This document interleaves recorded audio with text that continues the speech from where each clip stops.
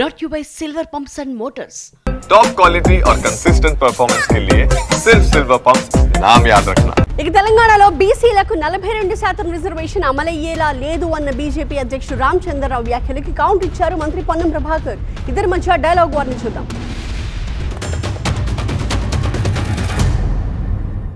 Assembly pass చేసి ordinance ఎందుకు ఒక స్పెషల్ సెషన్ పెట్టండి అసెంబ్లీ దీని మీద.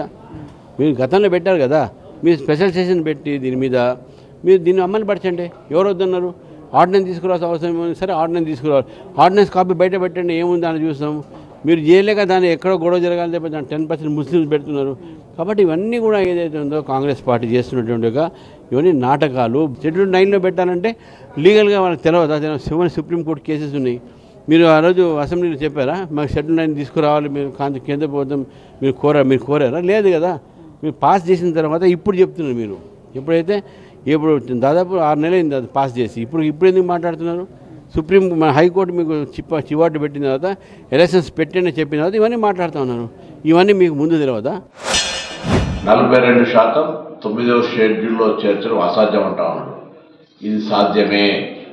ఇది గతంలో జరిగింది పక్క తమిళనాడు రాష్ట్రంలో.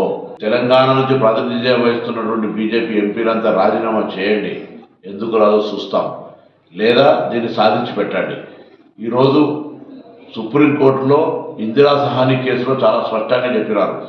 రాష్ట్రాల్లో ఒకవేళ ప్రామాణికమైన సమాచారం ఉంటే, ఎంపైరికల్ డాటా ఉంటే తప్పకుండా రాష్ట్రాలు నిర్ణయం తీసుకోవచ్చని చెప్పినాయి.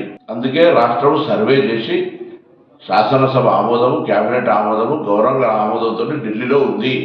ఇది కేంద్ర ప్రభుత్వం తీసుకోవాల్సిన నిర్ణయము. తప్పకుండా రాష్ట్ర ప్రభుత్వం కట్టుబడి ఉంది. 42% రిజర్వేషన్లకు ఎట్లయినా బరాబరుగా అధికారికంగా అమలు చేస్తాం. ఆనాడు మండల్ కమిషన్ చేస్తే కమండల్ అన్నది మీరే. ఇవాళ మళ్ళీ మీ యొక్క వక్ర బుద్ధిని బీసీలపై కుట్ర చూపెడతా ఉన్నారు. దీన్ని తెలంగాణలో ఉన్నటువంటి అన్ని బీసీ వర్గాలు, కుల సంఘాలు బీజేపీ నిజ స్వరూపాన్ని గమనించి 42% రిజర్వేషన్లు ఇచ్చే ప్రక్రియలో ఆ రిజర్వేషన్లు అమలయ్యే విధంగా కాపాడుకునే ప్రయత్నంలో మరి ముందుండాలని సందర్భంగా కోరుతూ